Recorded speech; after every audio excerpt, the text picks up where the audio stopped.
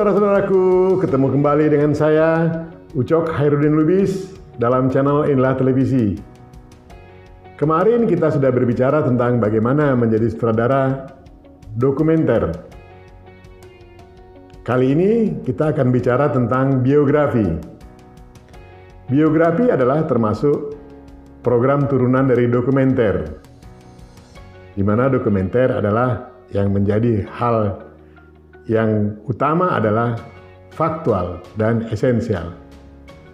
Begitu juga dengan biografi. Dokumenter sendiri terbagi dua. Yang pertama, dokumenter drama, dokumenter yang didramatisir, adegannya direkayasa ulang, dan dokumenter murni. Nah, dokumenter drama atau disebut dokudrama sebetulnya mempunyai turunan, yaitu biografi dan autobiografi. Yang kita akan bicarakan adalah bagaimana membuat program video tentang biografi. Tidak jauh berbeda dengan dokumenter.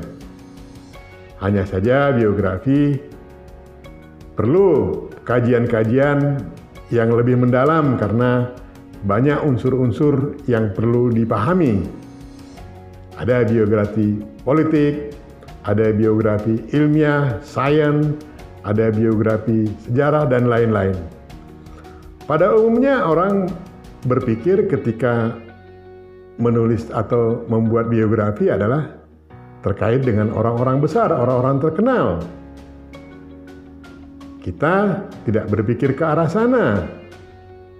Kita akan mendokumentasikan dalam bentuk biografi apa yang ada di sekitar kita. Dari sana kita mulai belajar. Bagaimana belajar menjadi sutradara biografi tentu sama dengan menjadi sutradara yang lainnya.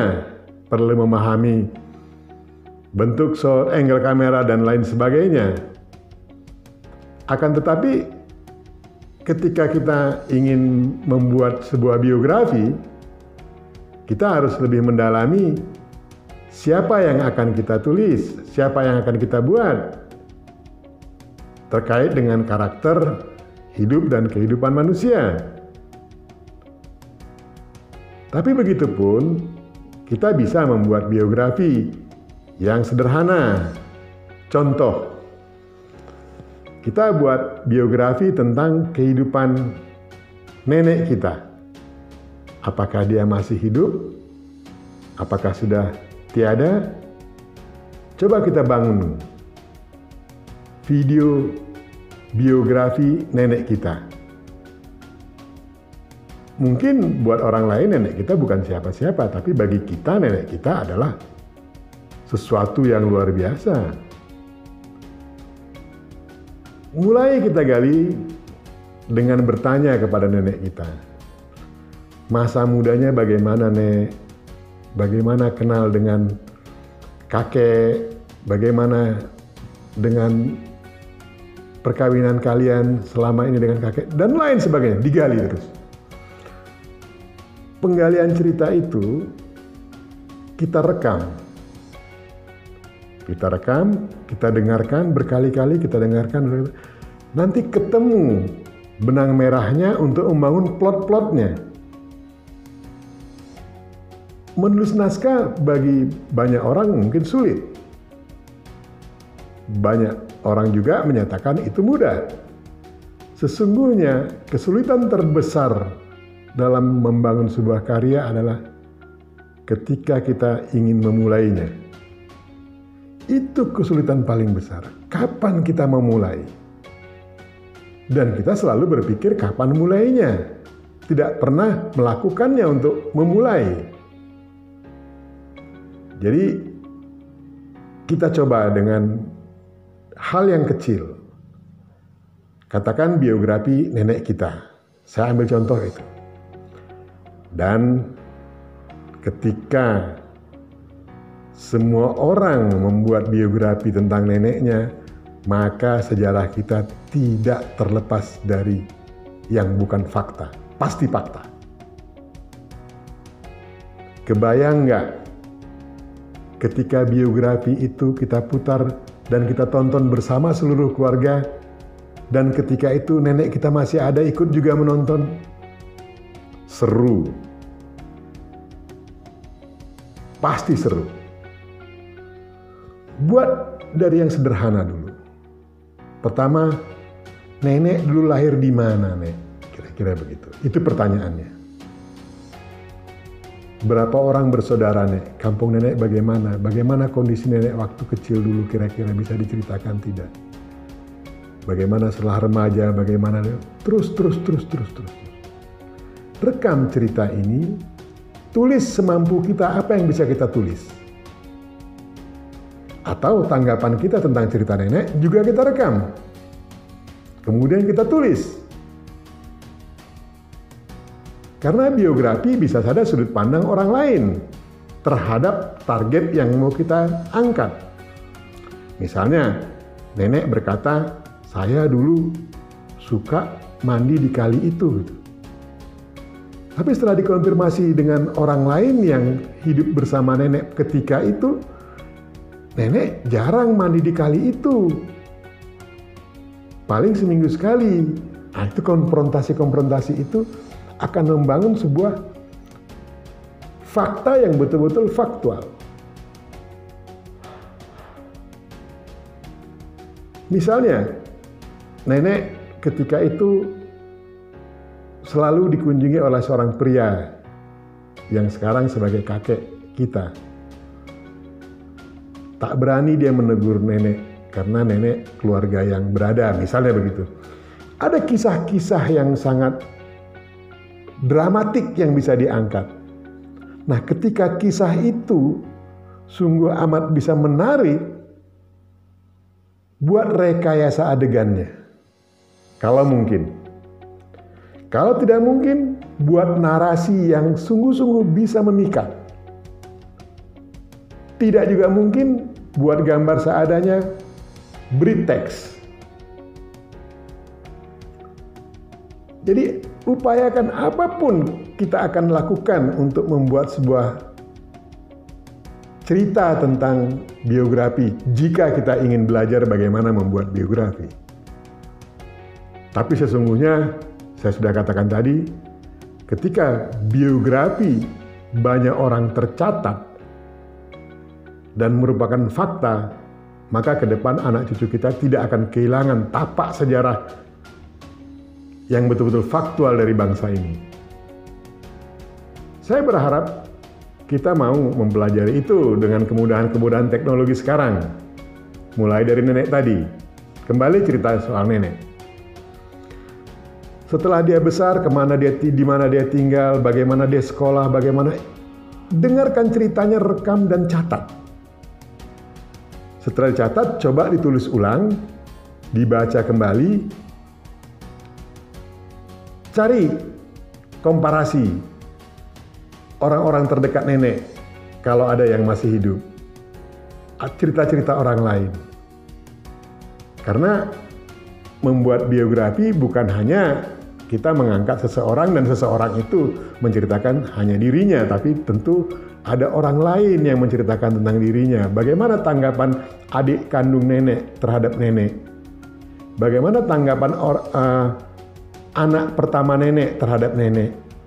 Kaitkan itu semua sehingga menjadi sebuah kisah yang betul-betul fakta, dan itu akan menyenangkan ketika kita menonton bersama keluarga kita. Buat yang sederhana dulu, tak usah panjang-panjang. Pendek asal mengena. Berikutnya dikembangkan dan terus dikembangkan. Memang kesulitan kita ketika kita ingin membuat naskahnya. Tapi sesungguhnya jika kita mau memulainya, insya Allah ke depan tidak akan sulit. Bagaimana memulai membuat naskahnya? Seperti yang saya bilang tadi. Yang paling mudah, wawancarai nenek sedetail mungkin. Catat apa yang akan ditanyakan. Tambahin lagi pertanyaan, sehingga mendapat sebuah cerita yang betul-betul menyeluruh dari kisah nenek kita. Baru cari orang-orang terdekat nenek untuk menanggapi atau compare antara apa yang dikatakan nenek dengan tanggapan orang lain. Jadi kita bisa melihat nenek kita bukan sebagai hanya nenek kita, tapi barangkali nenek bagi orang lain atau ibu bagi orang lain. Karena ada nilai-nilai pasti yang telah dilakukan oleh nenek kita terhadap lingkungannya, terhadap suaminya, terhadap siapapun. Nah, nilai-nilai itulah yang kita kuatkan menjadi sebuah benang merah. Siapa nenek kita, apa pesan nenek kita, bagaimana upaya nenek kita membangun keluarganya hingga hadir kita sebagai cucunya. Coba lakukan itu. Kalau tidak dapat ditelusuri masa kecilnya, mungkin ada foto atau ada apa, boleh dimasukkan dalam gambar kita nantinya, video kita.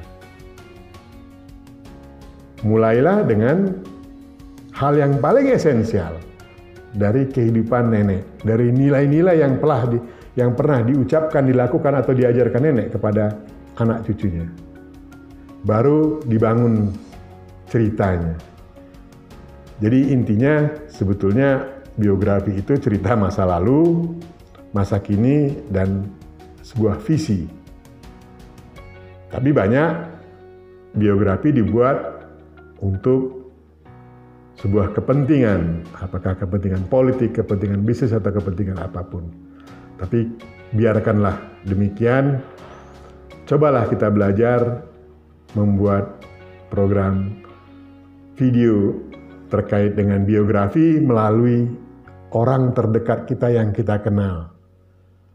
Dan lokasinya tidak terlalu jauh dari tempat tinggal kita. Sehingga kita bisa mobile dengan efektif, tidak mengeluarkan biaya yang besar dan lain. Gunakan kamera handphone saja kalau nggak punya kamera yang lebih baik. Pelajari aplikasi-aplikasi tentang bagaimana editing. Insya Allah kita akan mampu membuat sebuah video terkait dengan biografi. Saya ucapkan terima kasih kepada saudara-saudaraku yang telah berkunjung ke channel Inilah Televisi. Semoga kita mendapat manfaat sebesar-besar dari sana. Dan kepada saudara-saudaraku saya harapkan mau belajar tentang bagaimana mendokumentasikan sebuah cerita dari sejarah orang-orang dekat kita. Dengan demikian, saya pikir ke depan setiap keluarga punya dokumentasi digital yang tak pernah akan hancur, sehingga terbangun sebuah peta sejarah dari setiap keluarga. Semoga bermanfaat. Sampai jumpa esok. Tetap sehat, bahagia, dan sejahtera.